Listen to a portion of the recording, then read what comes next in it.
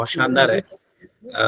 इस ताल्लुक से मैं डॉक्टर निजामुद्दीन साहब को, जो एसोसिएट प्रोफेसर हैं डिपार्टमेंट ऑफ इल्मुल अदविया से, बाकायदा मैं उनसे रिक्वेस्ट करता हूं कि प्रोग्राम को आगे बढ़ाएं। डॉक्टर निजामुद्दीन साहब।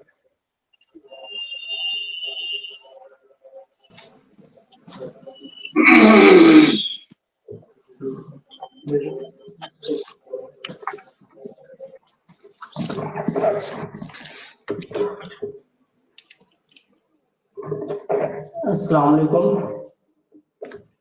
जो लेक्चर होगा वो डॉक्टर मोहम्मद अफसाउल कलाम साहब का होगा। उसके बारे में थोड़ा सा हम ब्रीफ इंट्रोडक्शन देते हैं। Doctor Mohammad Afsaul Kalam research officer Unani and साथ में associate professor regional research institute of Unani medicine Srinagar Jammu and Kashmir. आपकी एजुकेशन आपने post graduation MD in Ilmul Advia national institute of Unani medicine Bangalore, Rajiv Gandhi university of health science Karnataka से किया है। और आपने bachelor of Unani medicine and surgery Ajmal Khan Tibbia college Aligarh Muslim university Aligarh से किया है। उसके बाद आपको रिसर्च और टीचिंग का भी एक्सपीरियंस है। 3 years experience in MD thesis work entitled Evaluation of the MD Conversion Activity of Akar Karha।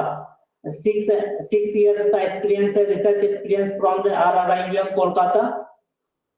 3 pharmacopoeial compound validation project completed at RRIUM Kolkata, 2 pharmacopoeial validation project and 1 IMR project is going on under my supervision, RRIUM J&K. 17 PG thesis as awarded under his supervision, and total teaching experience near about 10 years. 3 years and 6 months UG teaching experience in Al Faruq Unani Medical College Indore, 6 years and 3 months postgraduate teaching experience in Regional Research Institute Kashmir University Srinagar, and you have written 18 books, 4 chapters, 18 research papers and articles published in reputed publication and journals। आपको बहुत सारे awards भी मिले हैं। 5 awards received, namely Best Publication Award, Best Teacher Award, Young Researcher Award, Hakim Kabiruddin International Award, Corona Warrior Award from the various organizations। आप बहुत सारे editorial board के मेंबर से भी हैं। Editorial board member in 3 national and international journals and reviewer in journals. और सबसे बड़ी बात है कि आपको जो प्लांट के आइडेंटिफिकेशन के कमांड्स हासिल है, ये सबसे बड़ी बात है। इल्मुल अदविया में जो सबसे प्रॉब्लम होता है प्लांट आइडेंटिफिकेशन पे, तो आपको प्लांट का आइडेंटिफिकेशन पे बहुत ही ज्यादा कमांड है। आप कोई भी फ्रूट ड्रग्स आप लाएंगे या फिर कोई भी प्लांट आप उनको अगर दिखाएंगे, बता देंगे फौरन कि ये प्लांट्स है। तो इसी ताल्लुक से अफसर का लेक्चर स्टार्ट होने वाला है। Now space is yours doctor कलाम।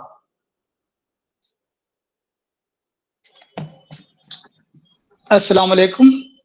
मेरी आवाज अगर आ रही हो तो मुझे इन्फॉर्म करें। जी आ रही है।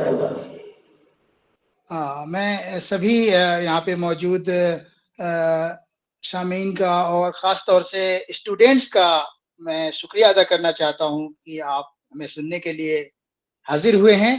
और उसके बाद मैं डॉक्टर तनवीर साहब, डॉक्टर अवैस और डॉक्टर निज़ाम साहब, डॉक्टर अनस साहब और दीगर असातिज़ा किराम का शुक्रिया अदा करता हूँ जिन्होंने मुझे एक बार फिर से मौका दिया। पिछले साल भी ये प्रोग्राम हुआ था, मुझे याद है, और उस वक्त बायोडाइवर्सिटी पे मुझे लेक्चर देने का मौका मिला था।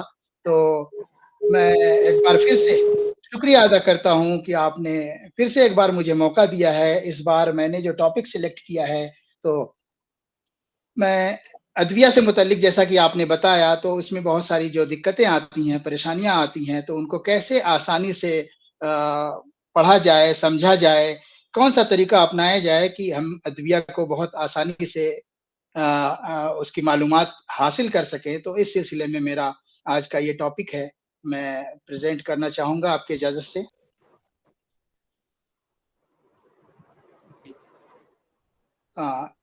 स्क्रीन पे आ रही है? पीपीटी आ रहा है स्क्रीन पे? Yes sir. ओके। तो शुक्रिया बहुत बहुत एक बार फिर से। इसमें असल में जो प्लांट के बारे में मालूमात की बात की जाती है, तो ये बहुत ही लेंथी और कॉम्प्लिकेटेड चीज है। हर इंसान जो है, कहते हैं कि अद्विया जो मुफरदात है बहुत ही ड्राई सब्जेक्ट है। टीचर आता है और एक एक दवा उठाता है और उसके बारे में सरसरी तौर पे स्टूडेंट्स को लिखवाता जाता है और खत्म करके वो कंप्लीट चला जाता है। लेकिन मेरी कोशिश यही रही है कि किस तरीके से इसको इंटरेस्टिंग बनाया जाए और किस तरह अनम्यूट कर लें, अगर म्यूट कर लें लोग तो आसानी होगी, आवाज डिस्टरबेंस नहीं होगी। तो मेरी गुजारिश है कि जो भी अनम्यूट हैं वो म्यूट कर लें। तो किस तरीके से इसको आसान बनाया जाए, अद्विया को समझना उसका आसान हो जाए, तो मैं जो मेरा तरीका था, मैंने उसमें से कुछ पोर्शन आज उठाया है आपको बताने के लिए। तो अद्विया को समझने के लिए मेरा जो ये मानना है कि कुछ लोग ये कहते हैं कि इतने सारे नाम जो होते हैं अद्विया के, मुख्तलिफ जुबानों में याद करना बड़ा मुश्किल हो जाता है। तो उनको याद करना, अगर मेरा ये मानना है कि अगर उनको आप उनके बारे में उनके नाम सही से अगर याद कर लें और उनके मतलब और मानी समझ लें, तो शायद कि अद्विया का एक अच्छा पोर्शन जो है आप कवर कर लेंगे। उन नामों में इतनी इतनी जो है, समझिए कि एक ज़ख़ीरा है, एक खजाना है इन नामों में। आप उन नामों के ज़रिए उनके जाए वक़ू के बारे में पता कर सकते हैं, उनके अफ़ाल के बारे में पता कर सकते हैं, उनकी शनाख्त कर सकते हैं। मुख्तलिफ तरीके से आप उसको जो है उसके बारे में जान सकते हैं। तो इन नामों की क्या अहमियत है, मुख्तलिफ जो नाम यूज़ किए गए और उसके बाद इनमें क्या कमियाँ रह गई कि जिसकी वजह से प्लांट नॉमेनक्लेचर यानी बॉटनिकल नॉमेनक्लेचर की ज़रूरत पड़ी। तो मेरा जो ये लेक्चर है आज इसी बात पे इसी का अहाता करूँगा कि वर्नाकुलर नेम्स की क्या इम्पोर्टेंस है, उनकी इम्पोर्टेंस क्या है और क्या वजह रही कि किस वजह से हमें बॉटनिकल नेम की ज़रूरत पड़ी या बाइनोमियल नॉमेनक्लेचर की ज़रूरत पड़ी। तो मेरा लेक्चर आज का इसी टॉपिक पे है, जो इंशाल्लाह मैं आइंदा मौका मिला तो मैं बॉटनिकल नेम के जो खास तौर से उसकी जो इम्पोर्टेंस है उस पे एक अलग लेक्चर दूंगा। बहुत ही इंटरेस्टिंग लेक्चर वो साबित होगा। तो आज मैं ये लेक्चर जो शुरू कर रहा हूँ, ये वर्नाकुलर नेम्स और प्लांट नॉमेनक्लेचर है। तो मैं डॉक्टर निजाम साहब की इजाजत से मैं ये शुरू करता हूँ। जी डॉक्टर प्लांट्स जो हैं, जी सर, प्लांट्स जो हैं, आप जैसा कि सभी जानते हैं, अल्लाह ताला ने दुनिया बनाई तो उसमें इंसानों को पैदा किया, मुख्तलिफ हैवानात, नबातात को पैदा किया और दीगर अशिया को पैदा किया, जो कि इंसान की ज़रूरत के लिए ज़रूरती ज़िंदगी के लिए बहुत ही अहम चीज़ें हैं। तो उन्हीं में से एक सबसे अहम नबातात हैं, प्लांट हैं, जो कि हमारी इंसानी ज़िंदगी में बहुत अहमियत रखते हैं। इनके बगैर हमारी ज़िंदगी एक तरीके से नामुमकिन हो जाती है। ये वो फैक्टर है जो हमारी लाइफ को, एक मैन की ज़िंदगी को बहुत मुतासिर करता है। इसके बगैर, प्लांट्स के बगैर इंसानी ज़िंदगी गुजर पाना बहुत मुश्किल है, एक तरीके से ये समझा जाए तो। बहुत से दुनिया में ऐसे नबातात पैदा किए अल्लाह ताला ने, जिनकी एक लंबी जो है लिस्ट है, यहाँ तक कि हमें मालूमात भी नहीं है कि कितने तरह के नबातात दुनिया में हैं। लेकिन ज़रूरियात ज़िंदगी के लिहाज से इंसान ने जितनी मालूमात हो सकी, मुख्तलिफ नबातात के बारे में जानकारियाँ हासिल की, किसी को ग़िज़ाई एतबार से और किसी को दवाई पर्पज़ से इस्तेमाल करने का हुनर सीख लिया। तो उनमें नबाती अद्विया बहुत ही ख़ास हैं। नबाती अद्विया यूनानी तिब में तकरीबन आप देखेंगे, सिलेबस में देखेंगे या फिर आप किताबों में देखेंगे तो 70% या मैक्सिमम जो अद्वियात हमारी जो हासिल होती हैं वो नबातात से हासिल होती हैं। तो इसलिए इनके बारे में हमें जानना बहुत ज़रूरी है। और डीप नॉलेज कब आएगा, जब हम इसको बहुत अच्छे तरीके से समझ लेंगे। तो इन नबातात को कहते हैं कि शनाख्त के लिए सबसे पहले हमारा नाम सामने आता है, यानी किसी की शनाख्त करनी हो तो सबसे पहले नाम लिया जाता है उस चीज़ का। तो नाम जब लिया जाता है तो हमारे ज़हन में उससे मुताल्लिक बहुत सारी बातें आ जाती हैं। तो इसी तरह प्लांट भी बहुत इम्पोर्टेंट हैं। इनको भी मुख्तलिफ नाम दिए गए, जहाँ पे पाए गए, जिस जगह पाए गए, इलाके के लिहाज से या कभी जिस जिस जुबान में वहाँ की इस्तेमाल होने वाली जुबान में उनको कुछ नाम दिए गए, गर्ज ये कि अलग अलग नामों से इनको जाना गया। तो ये कितने तरीके के नाम नाम ये जिक्र मैं करना चाहूंगा। जैसे कॉमन नेम तब कहलाता है जब किसी इलाके में या किसी खास लैंग्वेज में वो मखसूस तौर पे इस्तेमाल, वो लफ्ज उस प्लांट के लिए बार बार इस्तेमाल होता हो, खास तौर पे इस्तेमाल होता हो, तो वो कॉमन नेम उसका कहलाता है। जैसे हमारे वहाँ यूनानी तिब में बहुत सी, आप जब लिस्ट देखेंगे तो बहुत सी दवाएं आपको फारसी नामों से मिलेंगी, बहुत सारी दवाएं अरबिक नामों से मिलेंगी, बहुत सारी दवाएं उर्दू नामों से मिलेंगी। यानी जो चलन में आ गई, बहुत ज्यादा लोगों तक पहुंच सकी, वो कॉमन नेम हो गई। फिर जब यही कॉमन नेम्स मुख्तलिफ जगहों से लेकर इकट्ठा किए गए, एक जगह इकट्ठा किए गए, तो वो वर्नाकुलर्स यानी मुतरादिफात कहलाए, यानी मुख्तलिफ नाम कहलाए गए। और फिर बाद में हमें जरूरत पड़ी, इन कॉमन नेम्स की वजह से कुछ ऐसी दिक्कतें भी आई, तो बाद में हमें जरूरत पड़ी कि पूरी दुनिया में, पूरे वर्ल्ड में एक नाम दिया जाए। तो उस वक्त बाइनोमियल नॉमेनक्लेचर के तौर पे बॉटनिकल नेम दिया गया। तो इस तरह से ये मैं जो कवर करूंगा आज का कॉमन नेम, वर्नाकुलर नेम को कवर करूंगा, और बॉटनिकल नेम की जरूरत क्यों पेश आई इस बात पे तस्करा करूंगा। बॉटनिकल नेम पे अभी मैं आज इस लेक्चर में डिटेल में नहीं जाऊंगा कि उनकी खासियत क्या है, वो इंशाल्लाह मौका मिला तो मैं नेक्स्ट लेक्चर में, अगले लेक्चर में कभी उसकी इंपॉर्टेंस बताऊंगा। तो कॉमन नेम्स की बात मैं करता हूं कि हर प्लांट के लिए, जो भी मेडिसिनल प्लांट है, उसके इलाके के लिहाज से या कंट्री के लिहाज से मुख्तलिफ नाम जो रखे गए वही उसके, और जो पॉपुलरली जाने गए वही उसके कॉमन नेम हुए। वो कॉमन नेम मुख्तलिफ जुबानों के हो सकते हैं, जैसा कि मैंने पीछे बताया। कॉमन नेम की इंपॉर्टेंस क्या हो सकती है वो मैं ये बताना चाहूंगा कि जैसे आप पटना में हैं, बिहार में हैं, तो वहाँ के लोग कुछ प्लांट को कुछ मखसूस नामों से याद करते होंगे, तो वहाँ के मैक्सिमम लोग उस प्लांट को जानते होंगे। जैसे मैं कश्मीर में हूं, तो यहाँ पे बनफशा का जिक्र करें तो नूनपोश के नाम से यहाँ पे जाना जाता है। तो अगर मैं यहाँ के लोगों के बीच में नूनपोश बयान करूंगा तो फौरन यहाँ के मैक्सिमम लोग जान जाएंगे उसके बारे में, फौरन उनके अंदर एक फिगर बन जाएगी और अच्छी खासी मालूमात उनके जहन में बैठने लगेगी। तो कॉमन नेम की खास बात यह है कि किसी जोग्राफिकल एरिया में, वहां मखसूस इलाके में, मखसूस जगह पे अगर इन नामों का जिक्र किया जाए तो वहां के लोगों के लिए बहुत आसानी हो जाती है। तो हमें इसको कभी भी भूलना नहीं है, कॉमन नेम को हमेशा साथ में लेकर चलना है और अपनी मालूमात में इजाफा करना है, मुकामी लोगों से पूछना है उसके बारे में। यहाँ जैसे मैं कश्मीर में आया तो सबसे पहला मेरा जो फोकस था, यहाँ के जो हमारे यूनानी में जो प्लांट, मेडिसिनल प्लांट यूज होते हैं, सबसे पहले मैंने सर्च करना शुरू किया कि कश्मीरी में उसको क्या कहते हैं, ताकि उस प्लांट को मुझे ढूंढने में आसानी हो जाए। इससे क्या होता है कि एक सहूलत पैदा हो गई, यानी कि तो कॉमन नेम की जो एडवांटेज है कॉमन नेम का आपके सामने है, लेकिन इसके कुछ डिसएडवांटेजेस भी हैं जो कि मैं आगे आपको बताऊंगा। फिलहाल मैं importance of common name, vernacular name, identification और प्लांट के डिस्क्रिप्शन में क्या अहमियत रखते हैं, ये बातें मैं आपको आज बताना चाहूंगा।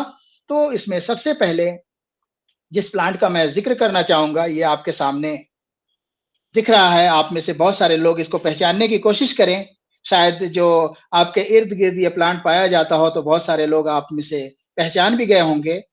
ये अड़ूसा है। अड़ूसा हमारे वहाँ यूपी में और बिहार में सड़कों के किनारे जो नाले होते हैं, गड्ढे होते हैं, वहां पे जहां जहां थोड़ा भरा पड़ा रहता है, मेड़ों पे अड़ूसा की वाफर मिकदार में पाई जाती है। मैं इसकी बात करूंगा कि इसके जो मुख्तलिफ नाम हैं, इनसे आप कैसे फायदा उठा सकते हैं, आप इनकी शनाख्त कैसे कर सकते हैं, इनके अफ़ाल को कैसे आप पहचान सकते हैं, ये इनमें आप सबसे पहले अड़ूसा का मुलाहिजा करें। अड़ूसा को तमिल जुबान में अदा तोड़ाए कहते हैं। अदा तोड़ाए तमिल जुबान में अड़ूसा को कहते हैं। अड़ूसा जो है, अदा तोड़ाए के मानी होते हैं अनटचेबल टू गॉड। गॉड जो है, बकरी जो होती है, वो इसको टच नहीं करती है, यानी कि जानवर जो हैं इसको टच नहीं करते हैं। तो इससे आपको अंदाजा ये लगेगा कि इसके अंदर कुछ ना कुछ ऐसी खास बात होगी जिसकी वजह से इसको जानवर टच तक करना पसंद नहीं करते। तो क्या खास बात है, आप देखेंगे तो इसमें तलखी बहुत है।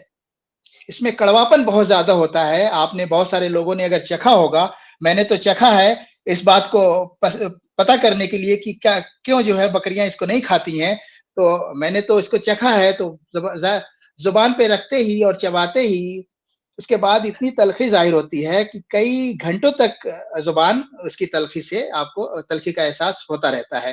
तो यानी आप ये अंदाजा लगा सकते हैं कि इसमें जो भी इंग्रेडिएंट होंगे वो कितने जबरदस्त होंगे उनके अंदर। और यूनानी में कहा गया है कि कड़वी चीजें जो होती हैं वो बड़ी फायदेमंद होती हैं, और कड़वी चीजों में खास बात ये होती है कि ये जरासीम वगैरह को किल करने में बहुत फायदेमंद होती हैं। तो आप अंदाजा लगा सकते हैं कि इसका कड़वापन किस तरह के अमराज में, जैसा कि आप जानते हैं कि इसको खांसी की खास दवाओं में शुमार किया जाता है। खांसी, नजला, जुकाम यानी इन्फेक्शियस डिजीजेस में इसका इस्तेमाल बहुत कॉमन है।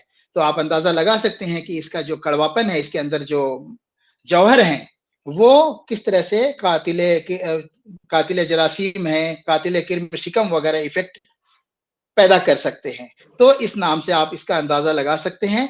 इसी से दूसरा उसका संस्कृत नाम है वसिका।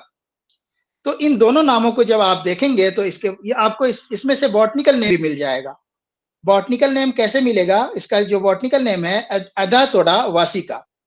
तो यानी कि इसका जो बॉटनिकल नेम रखा गया वो जेनस और जो स्पीशीज नेम है वो इसके तमिल और संस्कृत नामों से लिया गया है।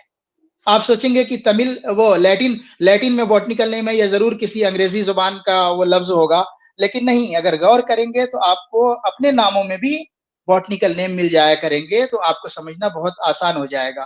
तो अडाटोडाए ये बकरी को कहते हैं, बकरी जिसको न टच करे न खाए, और वसिका इसका संस्कृत नाम है। तो इसका जो बॉटनिकल नेम आपको मिला क्या हुआ? अडातोडा वसिका। इसका सेकंड जो इंग्लिश नाम है मालाबार नट। मालाबार जैसा कि आप जानते हैं एक जगह है, और नट जो है इसके फ्रूट को कहते हैं जो इस्तेमाल किया जाता है मेडिसिनल पर्पज से। तो ये मालाबार नट इसको कहा गया। ये इसके एक तो जगह जहां पे ये पाया जाता है उसकी तरफ इशारा कर रहा है, और इसके फ्रूट की तरफ इशारा कर रहा है जो नट की शक्ल में होते हैं। तो आपको ये जहन में कभी नहीं जाएगा कि इसका फ्रूट किस तरह का होता है, यानी एक जहन में फौरन एक फिगर बन जाएगी कि ये नट के तरीके से होता है, जॉज यानी नट। इसी तरह से जॉज मालाबार भी कहलाता है। जॉज के माने अखरोट के होते हैं, तो अखरोट की तरह इसका नट होता है, यानी और मालाबार में पाया जाता है, इसीलिए उसको जौजे मालाबार भी कहते हैं। इसी तरह हशीशतुल मालाबार, हशीशतुल मालाबार इसको क्यों कहते हैं? हशीश के माने होता है, चरस होता है, लेकिन यहाँ पे इससे मुराद जूदे असर है, बहुत तेज इसका असर होता है। जैसा कि आप जानते हैं कि खांसी वगैरह में इसका बहुत तेज असर होता है। तो और मालाबार में पैदा होने की वजह से ये हशीशतुल मालाबार कहलाता है। इसी तरह वसाका और सिंहमुखी। सिंहमुखी इसका जो स्पेसिफिक कैरेक्टरिस्टिक फीचर है इसके फ्लावर की, इसके फ्लावर को पहचानने की जो है फीचर है, सिंह के माने शेर के होते हैं और मुखी मतलब मुंह। तो आप इसका फ्लावर देखेंगे तो शेर जैसे मुंह खोले हुए होता है, उस तरीके से इसके फ्लावर ऐसा लगेगा कि मुंह शेर की तरह मुंह खोले हुए है। तो इस तरीके से आपको इन नामों का जिक्र जो मैंने किया, तो मेरे समझ से अगर आपने इसे गौर किया होगा तो अब इन नामों को नहीं भूल सकेंगे, और इनके जरिए जो आपने मालूमात अखज की इस प्लांट के बारे में वो भी आपको नहीं भूलेंगी। तो ये था हमारा पहला प्लांट अदातोड़ा अड़ूसा। दूसरा अतीस। अतीस हमारे यूनानी तिब की बहुत ही मशहूर दवाओं में से एक है। बच्चों की दवाओं में खास तौर से इसका जिक्र किया जाता है। बच्चों के लिए पेट की दवाओं में और बुखार के लिए इसका इस्तेमाल किया जाता है और बहुत बेहतरीन माना जाता है। तो इसका जो नाम अतीस रखा गया उसके बारे में मैं आपको बताना चाहूंगा कि ये अतीस हमारे वहाँ बहुत कॉमनली जाना जाता है यूनानी तिब में। तो ये इसका कॉमन नेम हुआ। जो इसके दीगर नाम हैं, मुतरादिफात हैं या अलग अलग जगहों पे कॉमन नेम की हैसियत रखते हैं, वो इंडियन अतीस है, जो कि यानी कि ये इंडिया में पाया जाता है। अतीस रूट इसी सिलसिले में इसको, क्योंकि इसकी जड़ इस्तेमाल होती है तो इसको अतीस रूट कहा गया। अतीस जो है बिगड़ी हुई शक्ल है अतिविषा की। अतिविषा संस्कृत नाम है इस प्लांट का। अति के माने बहुत अधिक और विषा के माने जहर। हालांकि ये जहरीला पौधा नहीं, ये जहरीला मेडिसिन जहरीली नहीं है, लेकिन क्योंकि ये उसी फैमिली से ताल्लुक रखती है जिससे कि विष ताल्लुक रखता है। तो इसमें भी कुछ अज्जा वो हैं, मौजूद होते हैं मिनिमम क्वांटिटी में, जो विष में मौजूद होते हैं और उसका एंटीडोट भी ये माना जाता है। विष का जो है सॉरी एंटीडोट नहीं, मतलब अतीश जो है विष की ही खानदान से ताल्लुक रखता है, इसलिए ये इसमें भी वो खसूसियात कुछ ना कुछ मौजूद हैं, यानी एकोनिटिक एसिड वगैरह इसमें मौजूद होती हैं, लेकिन बहुत कम मिकदार में होती हैं। तो इसका जैसा कि अति विषा यानी कि बहुत ज्यादा अगर इस्तेमाल किया जाए तो ये विष यानी जहर का काम कर सकता है। तो इसलिए क्या इशारा किया जा रहा है इसकी तरफ कि इसको ज्यादा इस्तेमाल नहीं करना है, बहुत जरूरत पड़ने पर इसको इस्तेमाल करना है और मिकदार का लिहाज करते हुए इसको यूज करना है। इसका एक नाम जो है कश्मीरा ये संस्कृत नाम है, अतिविषा संस्कृत नाम था, कश्मीरा भी संस्कृत नाम है। कश्मीरा क्यों कहते हैं?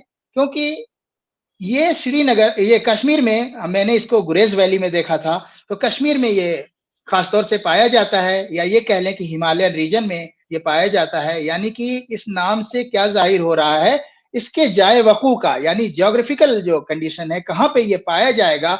अब जाहिर सी बात है, हम इस पौधे को अपने मैदानी इलाकों में ढूंढने लगेंगे, इसके प्लांट को तो मिलना मुश्किल होगा। तो अगर इन नामों से आप इनके बारे में, इन खसूसियात के बारे में आपको पता होगा, तो आपको फौरन ज़हन में आ जाएगा कि ये प्लांट यहाँ पे मुमकिन नहीं है ढूंढना, हमें यहाँ पे नहीं मिलेगा, यानी ये कश्मीर में मिलेगा या हिमालयन रीजन में मिलेगा। इसी तरह इसकी शनाख्त जाहिर करता है अगला नाम श्रृंगी। श्रृंगी जो है संस्कृत नाम है जिसके माने होते हैं सींग के, जानवरों की सींग। आप इसमें देख सकते हैं कि इसकी जो जड़ है सींग से मुशाबहत रखती है, इसीलिए इसको श्रृंगी कहते हैं। यूनानी की अच्छी दवाओं में से एक है। ऐसे ही दूसरी दीगर जो दवा है, अगली दवा है अज़राकी। अज़राकी आप देख सकते हैं, ये दरख्त है, एक ऊंचा दरख्त होता है। सबसे पहले मैंने इसको हैदराबाद में देखा था, हमारा जो सीसीआरयू का सेंटर है, तो वहां पे इसके दरख्त मैंने देखे थे। तो ये आप देख सकते हैं कि इसमें फ्रूट होता है जो लेमन के साइज का होता है, पहले ग्रीन होता है फिर येलो हो जाता है, और इसमें सीड्स आप देख रहे हैं कि बड़े बड़े सीड्स इसमें चपटे चपटे आपको देखने को मिलेंगे। इसके सीड्स के बारे में कहा जाता है कि ये हमरतुद्दम यानी आरबीसी की मुशाबहत रखता है, तो इसके इस्तेमाल से जो है खून की मिकदार बढ़ती है, हीमोग्लोबिन बढ़ता है, तो जिसको कि अद्विय मुतशाबिहुल आज़ा में आप शुमार कर सकते हैं, डॉक्ट्राइन ऑफ सिग्नेचर में, कि कुछ चीजें ऐसी होती हैं कि आप उनको देख के ही उनके अफ़ाल के बारे में अंदाजा लगा लेते हैं। यानी उनके अंदर अल्लाह ताला ने, कुदरत ने कुछ ऐसी निशानियां पैदा की हैं कि आप उन पे अगर गौर करेंगे तो उनके फवायद भी आपको पता चल जाएंगे। तो ये अज़राकी, खासतौर से इसके सीड हमारे वहाँ इस्तेमाल होते हैं, ये भी जहरीली दवाओं में से एक है, लेकिन इसको मुदब्बर करके इस्तेमाल किया जाता है। इसके नाम जो मुतरादिफात है और कॉमन नेम है, वो मैं आपको बताना चाहूंगा कि उसकी अहमियत क्या है। नक्स वोमिका, नक्स के माने अखरोट के होते हैं। आप देखेंगे कि इसका फ्रूट जो है अखरोट के साइज के होता है, यानी जौस की शक्ल में होता है। तो और वोमिका इसलिए कहते हैं क्योंकि इसकी तलखी और टॉक्सिन कैरेक्टर की वजह से, नेचर की वजह से ये क्या करता है कि वोमिटिंग कॉज करता है, उल्टी होने लगती है मरीज को अगर किसी ने गलती से इसको इस्तेमाल कर लिया बगैर मुदब्बर किए हुए या ज्यादा मिकदार में। और दूसरा इसका जो इंग्लिश नाम है पॉइजन नट। पॉइजन नट इसको क्यों कहते हैं? क्योंकि ये जहरीले असरात पैदा करता है। पॉइजन एक तरीके से है, और नट इसका जैसा कि जॉज और नट मैंने बताया। डॉग पॉइजन, कुत्तों को मारने के लिए पहले इसका इस्तेमाल बहुत होता था। चोर वगैरह जब डाकू और चोर चोरी करने जाते घरों में, पहले इसके पाउडर को गोश्त वगैरह में लपेट के और फेंक दिया करते थे कंपाउंड में। कुत्ते इसको खाते थे, तो उसकी वजह से वो, उनका गला चौक हो जाया करता था और वो बेहोश हो जाते थे या इससे मर जाते थे, और फिर अपना डाकू या चोर अपना फायदा उठाते थे और कंपाउंड में दाखिल होके फिर चोरी किया करते थे। तो इसलिए इसका इस्तेमाल, गलत इस्तेमाल भी हुआ करता था इस मकसद से। इसी तरह वोमिट नट, वोमिटिंग कॉज करने की वजह से। हब्बुल गुराब या खानिकुल हब्बुल गुराब इसको क्यों कहते हैं? क्योंकि ये कुत्तों, सॉरी, हब के माने बीज के होते हैं, और गुराब जो है कौवे को कहते हैं, क्योंकि ये कौवे को मारने के लिए इस्तेमाल होता था, तो इसको जो है हब्बुल गुराब कहा गया। इसी तरह खानिकुल कल्ब कहा गया, जैसा कि मैंने बताया कि कुत्ते का गला घोंट देता है, खुन्नाक पैदा कर देता है, गला घोंट के मार देता है, इसलिए कल्ब के माने कुत्ता होता है, तो खानिकुल कल्ब कहा गया कि ये गला घोंट के कुत्ते का गला घोंट के मार देता है। कातिलुल कल्ब भी उसी वजह से कहा गया। फिल से माही, फिल से कहते हैं, जैसे कि इसका शीट्स दिखाए गए हैं, ये रोहू मछली जो होती है उसके ऊपर जो फिल्स होते हैं, स्केल होती हैं, फिल्स होते हैं, उसकी तरह इसमें बारीक-बारीक रोएँ होते हैं, चमकदार से रोएँ होते हैं इस बीज में, तो इसको फल से माही इसको कहा गया। इसी तरह कश्मीरी में ज़ुबान में इसको ज़हर बेओल कहा गया। ज़हर बेओल क्यों कहा गया कि ज़हर के माने ज़हर सभी जानते हैं और बेओल यहाँ पे कश्मीरी में बीज को कहते हैं, तो ज़हर बेओल इसको कश्मीरी ज़ुबान में कहा गया। काग फल हिंदी में और संस्कृत में इसको काग फल, कौवे का फल इसीलिए कहा गया कि जैसा मैंने पीछे बताया। नेक्स्ट हमारी दवा है इसखर मक्की। इसखर मक्की यहाँ पे जो पहला नाम है ये आपको जायवकू ज्योग्राफिकल कंडीशन को ज़ाहिर करता है कि कहाँ पे किस जगह पे ये प्लांट जो पाया जाएगा, बेहतर किस्म कहाँ की होगी। ये जैसे ही ये नाम आपके सामने आएगा फौरन आपके ज़हन में आएगा कि मक्का में पाई जाने वाली किस्म जो है बेहतर होगी, इसीलिए उसको उस नाम से मंसूब किया गया है। इसी तरह इसका दूसरा नाम गोरे गया है। गोरे गया इसको क्यों कहा गया? गोर के माने होता है कब्र और गया के माने घास के होते हैं। मक्का में कब्रों पे इसको बिछाया जाता है, तो वहां पे बिछाने की वजह से इसको जो है कब्रों पे बिछाने की वजह से इसको गोरे गया कहा गया, या वहां पे लगाया जाता है कब्रों के पास, तो गोरे गया इसको कहा गया। तो यानी कि ये भी इशारा करता है कि ये ऐसी जगहों पे आपको देखने को मिल सकता है, और खास तौर से मक्का वगैरह में आप जाए तो वहां पे कब्रिस्तानों के आसपास ये प्लांट देखने को मिल सकता है। उसके अलावा इंडिया में ये बहुत हर जगह पाया जाता है, बहुत सारी जगहों पे पाया जाता है, तो ये पहचानना इसको आपको आसान होगा। हशीशतुल लेमून क्यों कहा गया? लेमून के माने होते हैं लीमू, जो कि सिट्रस एक फ्रूट है, और आप इसका देखेंगे कि इसकी एक किस्म जो है रूसा ग्रास जो कहलाती है, उसके शरबती चाय भी बनती है, शरबत बनाते हैं उसको, तो उसकी जो किस्म है वो भी हशीश की तरह इफेक्ट रखती है, अफादियत रखती है, और लेमून यानी लीमू की खुशबू की तरह इसमें खुशबू आती है, तो उसको हशीशतुल लेमून अरबी में कहा गया। क्योंकि अरब में इसको ऊंट जो है कैमल इसको बहुत पसंद करते हैं इस घास को चरने के लिए, तो उनकी निस्बत से इसको कैमल है कहा गया। इसी तरह इसको कैमल ग्रास भी कहा गया। और खलीफा मामून रशीद इसको खिलाल के तौर पर इस्तेमाल करता था, दांतों में खाने के बाद खिलाल के तौर पर इसको इस्तेमाल करता था, तो इसकी शाखों को, तो इसलिए खिलाल मामून इसका नाम रखा गया। दांतों में खलाल करना, जैसा कि मैंने बताया कि इसके अंदर कुछ ऐसे मादे, कुछ ऐसी जौहर मौजूद होते हैं जो एंटीबैक्टीरियल इफेक्ट रखते हैं, जो कि दांतों में खलाल करने से उनसे फायदा होता है, दांतों के इन्फेक्शन में फायदा हासिल किया जा सकता है। तो इस तरह से इसके मुख्तलिफ नामों से आपने बहुत सारी इसके जाय वकू के बारे में, इसके जो है अफादियत के बारे में, और किस जगह पाया जाएगा, किन जानवरों को ये पसंद है, तो इसको सर्च करने में, ढूंढने में इन नामों से आसानी हो जाएगी, और इसकी शनाख्त में आसानी हो जाएगी कि ये घास की शक्ल है, और मुख्तलिफ इसके बातें मालूम की जा सकती हैं इसी तरह के नामों से।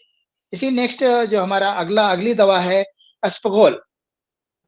अस्प के माने घोड़ा के होते हैं और गोल के माने कान के होते हैं। आप इसमें देखेंगे इसके सीड्स जो हैं सामने फिगर में आप देखेंगे कि किस तरह कान के तरीके से इसके सीड्स आपको नजर आ रहे हैं, और घोड़े के कान की तरीके से ज्यादा मुशाबहत रखते हैं, इसीलिए इसको अस्पगोल कहा गया। इसी तरह संस्कृत में अश्वकर्णा कहा गया। अश्व के माने घोड़ा और कर्णा के माने कान के होते हैं। इसी तरह अरबी में इसको बजरे कतूना कहा गया। बज्र के माने बीज के होते हैं और कतूना के माने कान के होते हैं। बरगोसी, इसका एक नाम बरगोसी भी रखा गया, जो कि यूनानी नाम है। ग्रीक नाम इसका जो है बरगोसी है। ये नाम इसलिए रखा गया कि एक कीड़ा होता है पिस्सू। पिस्सू आप सभी लोग जानते होंगे, जिससे प्लेग वगैरह फैलते हैं, और बहुत सारे पिस्सू की किस्में होती हैं, तो वो जमीन पे उछलते हैं और वो आप पैरों में काटते हैं। पिस्सू छोटे-छोटे होते हैं, तो ये इसके सीड्स की मुशाबहत पिस्सू की तरह होती है, तो इसीलिए इसको बरगोसी कहा गया यूनानी तिब में, यूनानी लैंग्वेज में।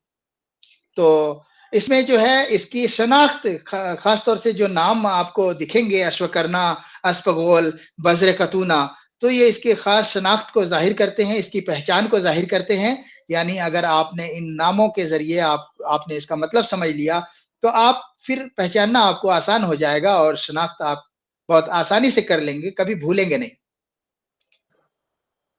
इसी तरह एक दवा है हमारे वहाँ हरमल है, हुरमुल है, इसबंद है, मुख्तलिफ नामों से जाना जाता है। तो इसबंद जो नाम रखा गया, ये ईरानियन वर्ड स्पांटा से रखा गया। ईरानियन वर्ड स्पांटा से रखा गया इसका इसबंद, और इसबंद से ही जो इसका नाम इसबंद हुआ। स्पांटा के माने होते हैं बहुत ही मजहबी तौर पे इसको बहुत ही सैक्रेड चीज जो होती है, यानी कि अच्छा इसको क्यों सैक्रेड कहा गया? क्योंकि स्पंद को यहाँ पे जब मैं कश्मीर में आया तो यहाँ रवायती तौर पे मैंने देखा, ट्रेडिशनली यहाँ पे जब भी कोई प्रोग्राम होता है, घर में शादी ब्याह है या कोई भी ऑडिटोरियम में कोई प्रोग्राम होना है, तो सबसे पहले इसबंद जलाया जाता है। एक पैन में इसको पहले जलाया जाता है, इसका धुनी दी जाती है उस जगह पे, यानी कि इसकी धुनी से इसका मतलब कि इसके अंदर कुछ ऐसी खुसूसियात हैं जो उस एरिये को या उस माहौल को मुख्तलिफ जो कुव्वतें हैं, नेगेटिव कुव्वतें हैं, उनसे दूर कर देती हैं, और उसके अलावा माहौल को कुछ अपनी अपनी बू से, अपनी खुशबू से कुछ ऐसा कर देती हैं कि वहाँ पे इसकी इम्पोर्टेंस बढ़ जाती है। तो ये जो इसका नाम रखने की वजह हुई, तो इसका एक चीज अब समझ में आई कि इसबंद जो है धुनी के तौर पे घरों में और ऑडिटोरियम वगैरह में इसका इस्तेमाल किया जाता है, जिससे कि वहाँ पे इन्फेक्शन वगैरह के चांसेस, क्योंकि जब ऑडिटोरियम होता है या शादी ब्याह का मौका होता है, तो भीड़ बहुत होती है। बहुत भीड़ होने की वजह से वहाँ पे तरह-तरह के लोग इकट्ठा होते हैं, तो इन्फेक्शन के चांसेस होते हैं। ऐसी सूरत में अगर इसको जलाया जाए उससे पहले, तो जैसा कि अभी कोरोना का टाइम था, तो उस टाइम में इसकी धुनी बहुत ही यहाँ पे वो हो गई थी। बहुत ही शौक से इसको घरों में धुनी दी जाती थी हर घर में, और इससे जो है क्या अंदाजा निकलता है कि आप इस प्लांट के अंदर कुछ ऐसे कातिल जरासीम खुसूसियात हैं, मौजूद हैं। तो इस तरह से अगर आप नामों को आइडेंटिफाई करेंगे, उसकी पहचान करेंगे, शिनाख्त करेंगे, तो आपको फिर फर्दर इससे मुताल्लिक और भी बातें पता चलती जाएंगी। यानी कि इन्फेक्शियस डिजीज में इसको इस्तेमाल कर सकते हैं, ठंडे अमराज में इनको इस्तेमाल कर सकते हैं, धुनी दे रहे हैं, गर्मी पहुंचा रहे हैं। तो इस तरह से आपको इसके मिजाज का भी लिंक बनेगा, आप अंदाजा लगा लीजिएगा फौरन कि इसका मिजाज कैसा हो सकता है। तो यकीनन ये मिजाज इसका हार होगा, जैसा कि मैंने अड़ूसा के बारे में बताया कि उसमें तलखी बहुत होती है जुबान पे रखने पे, तो उसमें उसका मिजाज फौरन आपको अंदाजा लग सकता है। यानी कि एक लिंक बनता जाएगा आगे के लिए आपको कि किस तरीके से एक नाम से ये सिर्फ नाम एक नहीं है, बल्कि ये इसका पूरा इसके अंदर एक इसकी पहचान छिपी हुई है, इसके कैरेक्टर छिपे हुए हैं, इसका आइडेंटिफिकेशन छिपा हुआ है। तो इन नामों से आप इस तरह से फायदा उठा सकते हैं। अगली जो दवा है असरोल। असरोल सभी आप मैक्सिमम लोग इसको जानते हैं, क्योंकि हर बार यूनानी डे पे इस दवा का जिक्र किया जाता है, दोहराया जाता है, करते करते शायद कि हर बंदा जो है इसको जान चुका है, इस प्लांट को हकीम अजमल खान की निस्बत से। तो इसको सरपेंटिना रूट कहते हैं कि सांप वगैरह जो है इसके महक को पाकर फौरन जो है इसके इर्द गिर्द पाए जाते हैं। सर्पगंधा इसी निस्बत से इसको कहा गया कि इसकी गंध जो है सांप को पसंद है, वो सांप इसके इर्द गिर्द पाया जाता है। इसी इंडियन स्नेक रूट इसका इंग्लिश नाम रखा गया कि इंडिया में पाए जाने की निस्बत से, और स्नेक रूट कहीं ना कहीं इसके जो रूट हैं स्नेक शेप होते हैं, आप देख सकते हैं टेढ़े मेढ़े से रूट, और दूसरा ये सांप इसकी गंध को पाकर इसके करीब आते हैं, तो इसलिए। इसी तरह एक नाम इसका इंसैनिटी हर्ब है। इंसैनिटी हर्ब इसके जो है फेल की तरफ इशारा करता है, यानी इसके एक्शन की तरफ इशारा करता है। इंसैनिटी पागलपन, जुनून मेलानकोलिया, जुनून वगैरह कैफियत में इसका क्योंकि इस्तेमाल किया जाता है और एपिलेप्सी वगैरह में इस्तेमाल किया जाता है, तो इसको इंसैनिटी हर्ब कहा गया। यानी इसके एक्शन की तरफ इशारा करता है। राउल्फिया रूट जो इसका ये इंग्लिश नाम है, ये आप गौर करेंगे तो ये इसके जो बॉटनिस्ट जिन्होंने इसके बारे में इसका नोमेनक्लेचर के में मदद की, हेल्प किया, जैसा कि इसका राउल्फिया सर्पेंटिना इसका बॉटनिकल नेम है, तो सर राउल्फिया के नाम पे रखा गया, जो कि एक बॉटनिस्ट थे, उनके नाम पे इसके नाम को रखा गया। तो यहाँ पे ये क्या पता चला कि इसका नोमेनक्लेचर पता चला कि इसको राउल्फिया क्यों रखा गया इसका नाम, कि इसको निस्बत जोड़ी गई उस शख्स से जिसने इसके बारे में मालूमात हासिल की और इसके बारे में हम और आपके सामने बहुत सारी मालूमात प्रोवाइड की। तो सर राउल्फिया के नाम पे इस रूट का नाम राउल्फिया रखा गया। सर्पगंधा, जैसा कि मैंने बताया, ऐसी गंध नकुली, जहाँ पे आप देखते हैं, आप जानते हैं कि जिस जगह पे सांप होते हैं वहां पे नेवले भी आते हैं, तो नकुला नेवले को कहते हैं। तो गंध नकुली भी, जाहिर सी बात है, जब सर्प गंधा है तो गंध नकुली भी होगा, यानी कि नेवला भी वहां पे मौजूद होगा, वो भी उस गंध को की तरफ रागिब होगा कि यहाँ पे जो है सांप आएंगे। तो गंध नकुली भी इसको कहा गया। पागल बूटी इसके एक्शन को जाहिर करता है कि जिस तरीके से पागलपन में ये बूटी बहुत ही कारामद है, तो इसको पागल बूटी कहा गया।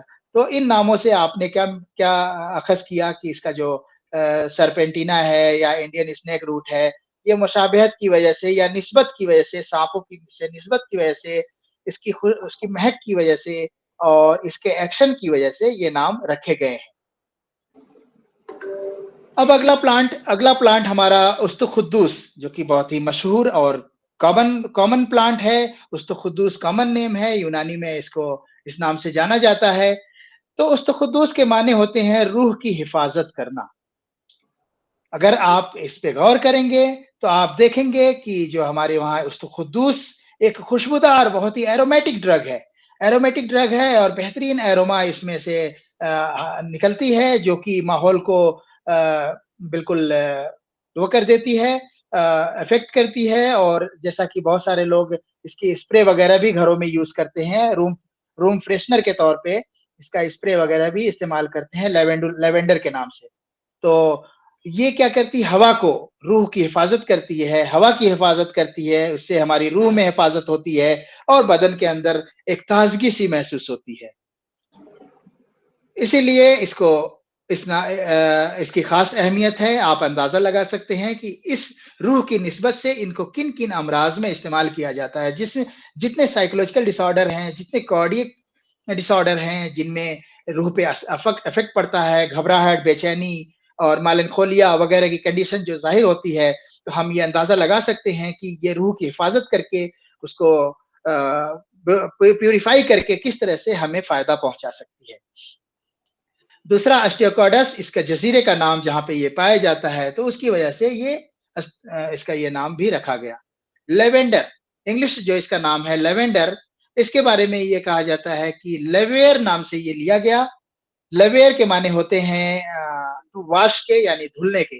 पहले रोम और यूनान वगैरह में होता क्या था कि अक्सर लोग, जैसे आज के ज़माने में हम अतर लगाते हैं, स्प्रे लगाते हैं, परफ्यूम लगाते हैं, तो पहले जब लॉन्ड्री में इसको वॉश किया जाता था, तो आखिर में इसको लेवेंडर के पानी में इसको डुबाया जाता था कपड़ों को, और डुबा के फिर इसको सुखा लिया जाता था। इससे एक कपड़ों के अंदर एक खुशबू, जो लेवेंडर की खुशबू हुआ करती है, वो उन कपड़ों में आती थी।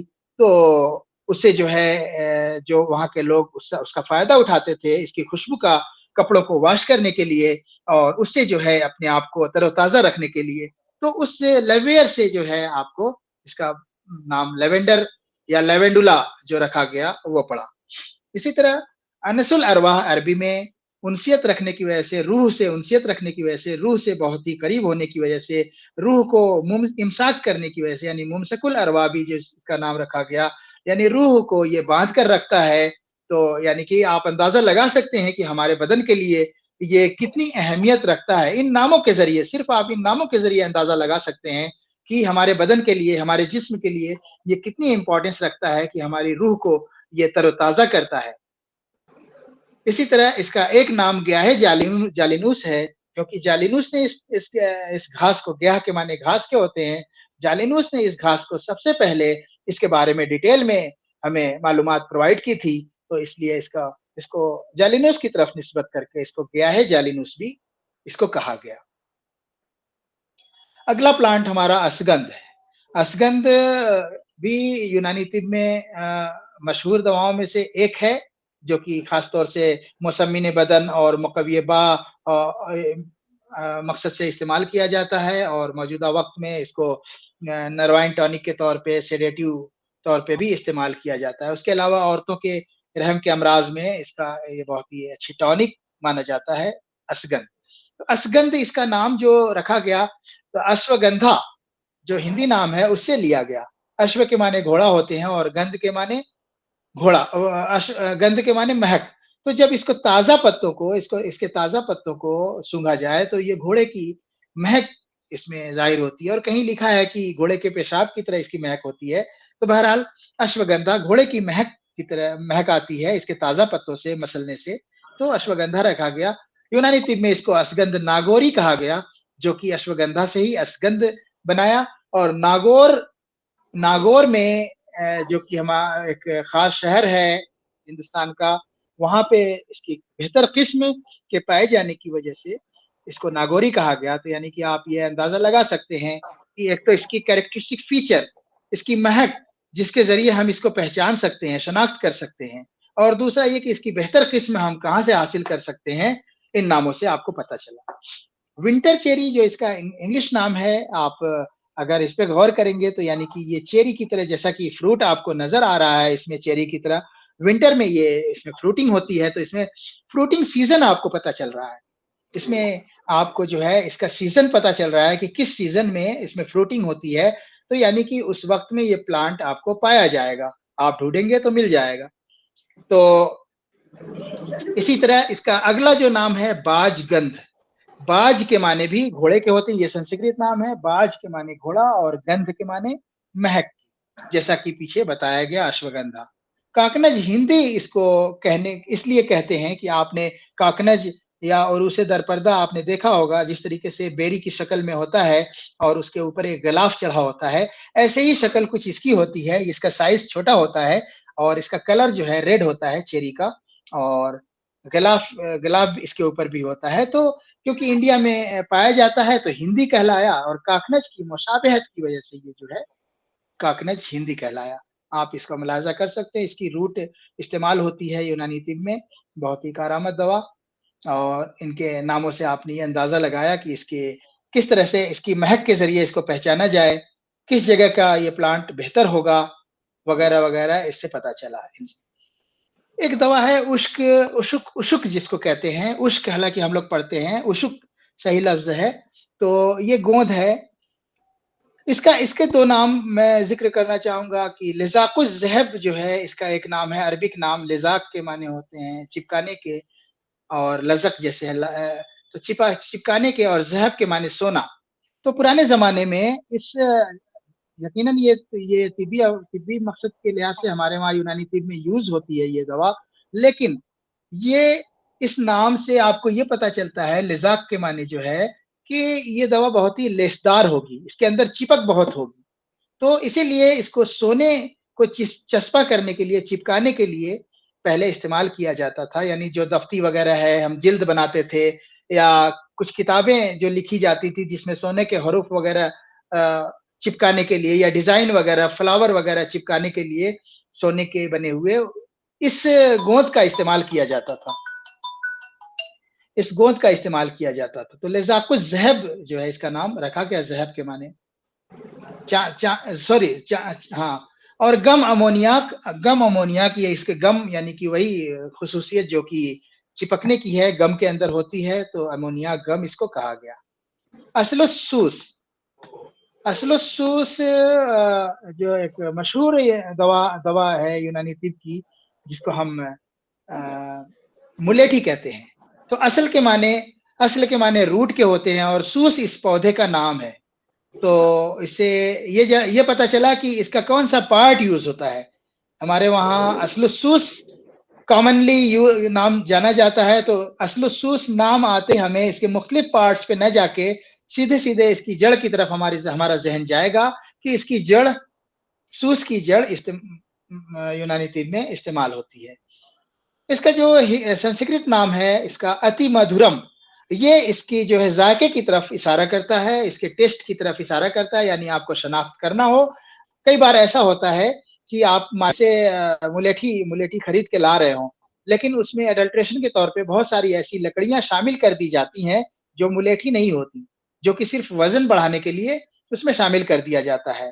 तो जाहिर सी बात है, जो मुलेठी की खुसूसियत है वो मुलेठी में रहेगी, उन अडल्ट्रेंट्स में नहीं होगी जो लकड़ियां उसमें शामिल की जाएंगी।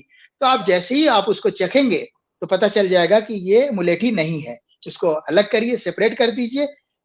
ये एडल्ट्रेशन क्या करता है कि अक्सर जो है दवाओं की अफादियत पे असर डालता है। तो ऐसे में अगर आपको इसकी शनाख्त है, मौजूद है, तो आप उसको सेपरेट करके और भरपूर अफादियत ले सकते हैं। इसका अगला नाम इसी निस्बत से तुर्की में जो इसको शीरीन कहते हैं, तुर्की जुबान में इसको शीरीन कहते हैं, मुलेठी का ही दूसरा नाम। ऊदुसूस, ऊद के माने लकड़ी और सूस इसके प्लांट का नाम है, इसलिए ऊदुसूस कहलाया। रुबुसूस, रुब के माने ओसारा होता है, इसका ओसारा एक्सट्रैक्ट निकाला हुआ मार्केट में जमाया हुआ एक्सट्रैक्ट इसका मिलता है, तो आपको फौरन ये जहन में आएगा कि रुब जो है इसका ओसारा है, जो इसका एक्सट्रैक्ट निकाला गया है, उसको सुखा के ड्राई करके इसको बनाया गया है, यानी कि ये और भी इफेक्टिव होगा, क्योंकि इसमें ये इसका जज्बियत तेजी से होगी, उजू तक ये और आसानी से जल्दी पहुंचेगा, क्योंकि ये एक्सट्रैक्ट फॉर्म में है। तो अक्सर यूनानी किताबों में रुबुसूस का अलग से जिक्र है असलुसूस के साथ साथ। इसी तरह दारे शीरीन है, दार के माने लकड़ी के होते हैं या जड़ के होते हैं, शीरीन मीठी जड़ है, इसलिए इसको इसी तरह से इंग्लिश में इसको स्वीट वुड भी कहा गया। तो इन नामों से आपने क्या मालूम किया? इसका जायका पता किया, इसका एक्सट्रैक्ट फॉर्म में यूज होता है, किस फॉर्म में यूज होता है वो पता किया, और कौन सा पार्ट यूज होता है आपने इन नामों के जरिए ये नतीजा अखज किया। अगली दवा बहुत ही इंटरेस्टिंग दवा है, अतरी लाल, जो कि अमूमन हर जगह दस्तयाब नहीं होती है। यहाँ पे कश्मीर में ये मुझे देखने का मौका मिला, अलीगढ़ में भी इसकी खेती कुछ कल्टीवेशन की कोशिश की गई। इसका अतरी लाल का जो यूनानी नाम है, डिस्क्रोदूस ने इसको अमी के नाम से जिक्र किया है।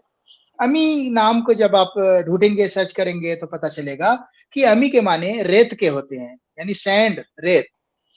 इससे आपको ये अंदाजा होगा कि ये रेतीली जगहों पे, जहाँ पे सैंडी सॉइल होंगे, वहां पे ये प्लांट पाया जाएगा। तो इससे आप फौरन जहन में खाका आपके बन जाएगा कि किन जगहों पे ये नहीं पाया जा सकता, यानी कि इसके जाए वकू की तरफ इशारा करता है।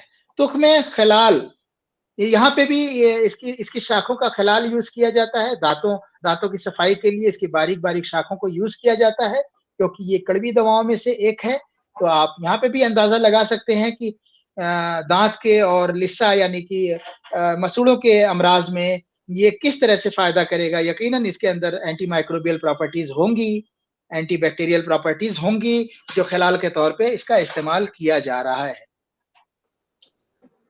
रिजलुल गुराब इसका नाम क्यों रखा गया, आप ये देखेंगे, इसकी पत्तियों को, इसकी शाखों को देखेंगे तो आपको ये नजर आएगा कि कौवे के पैर की तरह इसके पैर, इसकी पत्तियां नजर आएंगी। बहुत करीब से मैं इन पत्तियों को नहीं दिखा पा रहा हूँ, वो फिग, हालांकि मैंने कलेक्ट किया था, उस तरीके से फोटो लिया था कि बिल्कुल उसके पैर की तरह दिखाया जाए, लेकिन वो मौजूदा वक्त में आज ढूंढने पे वो इत्तेफाक से मिल नहीं पाया, वरना मैं आपको दिखाता कि किस तरीके से कौवे के पैर की तरह इसकी पत्तियां नजर आती हैं। तो अरबी में इसको रिजलुल गराब कहा गया। इसी तरह इसको रिजलुल तायर भी कहा गया, यानी परिंदों का पैर, परिंदों के पैर की निस्बत की गई, उसकी मुशाबहत की गई, उसको इसकी शक्ल जो है क्योंकि परिंदों के पैर की तरह दिखती है, तो इसलिए इसको। ऐसे ही फारसी नाम जो इसका है पाए जागान, पाए जागान इसका जो है फारसी नाम है, पाए के माने पैर और जागान के कौवे को कहते हैं, कौओं को कहते हैं, तो कौओं के पैर की तरफ। अगला जो अरबिक नाम है गजरुश शैतान, गजरुश शैतान दो अल्फाज से मिला है। एक गाजर को कहते हैं, और शैतान यहाँ पे असल में ये शैतान लफ्ज नहीं है, इसका मफहूम, इसका माने कुछ और है। शैतान से मुराद बुरा है। होता क्या है कि आप इसका जब पूरा प्लांट देखेंगे यहाँ पे, तो ये देखने में गाजर की किस्म से नजर आएगा। इसमें भी उसी तरह के फ्लावर आएंगे गुच्छे में, तो एक शक्ल जो बनती है गाजर की शक्ल बनती है। तो इस मुसाबहत की वजह से क्या हो सकता है कि हम और आप बेवकूफ बन सकते हैं, इसको गाजर समझ के इसका जायका, इसका टेस्ट लेने के चक्कर में हम जो है इसकी शैतानी हरकतों का शिकार हो सकते हैं, यानी कि ये हमें एक तरीके से गुमराह कर सकता है। तो इस तरह से इसका जो नाम रखा गया गजरुश शैतान। इसी तरह जो अगला नाम इसका है, ये इसके एक्शन की तरफ इशारा कर रहा है, वो है हशीशतुल बरस। बरस के माने विटिलिगो या सफेद दाग को कहते हैं, और हशीश यहाँ पे फिर इसी से मुराद है जूदे असर, यानी बहुत इफेक्टिव। तो क्योंकि ये बर्स के मरीजों में, सफेद दाग के मरीजों में बहुत ही इफेक्टिव होता है, तो अब जब बर्स के मरीजों में ये हशीशतुल बरस है और बर्स के मरीजों में इफेक्टिव होता है, आप इसके मिजाज की तरफ अगर गौर करेंगे तो आप फौरन अंदाजा लगा लेंगे कि बरस जो है, क्योंकि बलगमी मर्ज है, तो इसके मिजाज की तरफ भी आपका जहन चला जाएगा। और जब मिजाज की तरफ जहन चला जाएगा तो आपको फिर बहुत सारे अमराज में इसके इस्तेमाल और इसके फायदों के बारे में आप अंदाजा लगा सकते हैं, और ये भी अंदाजा लगाएंगे कि सर्द अमराज में इसको दिया जा सकता है। तो इससे आपको फिर आसानी हो जाएगी याद करने में, और ज्यादा आसानी हो जाएगी कि किन किन तरह के अमराज में आप इसे इस्तेमाल कर सकते हैं। ये मुख्तसर से कुछ प्लांट थे, लिस्ट तो बहुत लंबी है, मैं इसमें जाना नहीं चाह रहा था। मैं मुख्तसरन इन प्लांट्स को बताते हुए ये बताना चाह रहा था आपको कि अगर इन नामों पे गौर किया जाए तो हमारे पास एक लंबी लिस्ट है। हम उन प्लांट्स को भी इसी तरीके से उनके मुख्तलिफ कैरेक्टर को, उनकी मुख्तलिफ सिफात को, खुसूसियात को पहचान सकते हैं, और उनके जरिए हम कयास जो हमारे वहाँ कॉन्सेप्ट है कयास का, इसके जरिए अगर हमने बहुत ज्यादा मालूमात नहीं है तो हम कयास भी लगा सकते हैं। और अक्सर अगर इस तरह से आप चलेंगे तो आपके अक्सर कयास भी सही साबित होंगे। तो जरूरी है कि इन नामों पे गौर किया जाए और इनको खास तौर से फोकस किया जाए, इनको ढूंढ के इनको इलेबोरेट किया जाए, और स्टूडेंट के बीच में इनको बेहतर से बेहतर तरीके से क्लियर किया जाए, डिफाइन किया जाए, ताकि और आसानी से वो समझ सके। कुछ डिसएडवांटेजेस भी होते हैं इन नामों के, जिसकी वजह से बहुत सारी परेशानियां, दिक्कतें आती हैं। अक्सर हम में से लोग जिक्र करते हैं इस बात का कि यार कुछ ऐसे नाम होने चाहिए कि जो है पूरी दुनिया में हर जगह के लोग इसको एक नाम से जाने। तो वो डिसएडवांटेज यही है कि क्योंकि किसी खास इलाकों की वजह से या किसी लैंग्वेज में ये नाम जाने जाते हैं, तो जो लोग उस इलाके में रहते होंगे या उस लैंग्वेज को जानते होंगे, वही लोग इससे फायदा उठा सकते हैं। लिहाजा ये एक इसका सबसे बड़ा डिसएडवांटेज है। तो sometimes two or more plan, हाँ, जैसा कि आप ये भी पता होगा आपको कि इसमें जो है एक ही प्लांट एक ही जो नाम होता है, कभी कभी वो एक से दो प्लांट के लिए इस्तेमाल किया जाने लगता है। अलग जगह पे भी उसी नाम से इस्तेमाल किया जा रहा है और किसी एक जगह पे, तो उससे क्या हुआ कि दो जगह पे सेम नाम इस्तेमाल करने की वजह से ये हमारे वहाँ दिक्कतें आ जाती हैं। जैसे ब्रह्मी है, ब्रह्मी की दो स्पेसीज इस्तेमाल होती हैं, एक बकोपा मोनिरी और एक सेंटला एशियाटिका। तो पता चला कि अब कंफ्यूजन हो गया कि ब्रह्मी कौन सा है। तो अगर हमने इसको क्लासिफाई कर लिया, इसको स्पेसिफिक कर दिया, तो हमें बेहतर तरीके से समझ में आ जाएगा। तो इसीलिए हमें ऐसे नामों की जरूरत पड़ी कि उनको, अगर दो प्लांट ब्रह्मी के नाम से हैं तो हम दोनों को अलग अलग पहचान सकें। गाउजुबा के इसी तरीके से मुख्तलिफ प्लांट हैं, गाउजुबा के नाम से इस्तेमाल होते हैं। हालांकि सभी एक ही मकसद के लिए इस्तेमाल होते हैं, ये बात तो बेहतर है कि एक मकसद के लिए इस्तेमाल हो सकते हैं, हम यूज कर सकते हैं। लेकिन साइंटिफिकली जब हम इसको साबित करना चाहेंगे कि हमने कौन सा प्लांट यूज किया, तो फिर एक ऐसे नाम की जरूरत पड़ेगी जो कि हमें पूरे वर्ल्ड में वो एक ही नाम से जाना जाए। तो इस तरह से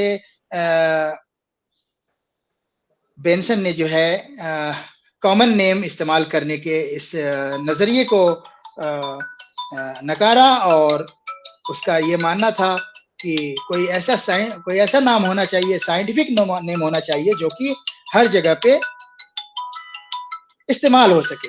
तो इसलिए जो नॉमेनक्लेचर की शुरुआत का ख्याल वो किया गया कि किस तरीके से इसको साइंटिफिक नॉमेनक्लेचर किया जाए कि हर जगह पे एक नाम से ये जाना जाए।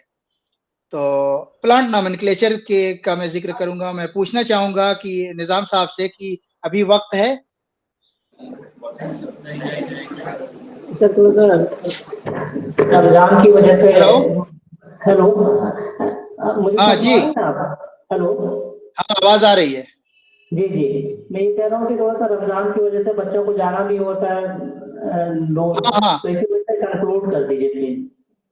हाँ, इसीलिए मैं ये दूसरा पोर्शन है, तो मैं चाहूँगा कि मैं इस पे कंक्लूड करूँ और ये एक जो मुख्तसर पोर्शन मैंने बयान किया उसी को कंक्लूड किया जाए क्योंकि ये भी फिर लंबा पोर्शन है, प्लांट जी, नॉमेनक्लेचर। जी, जी। तो जी, जी, जी।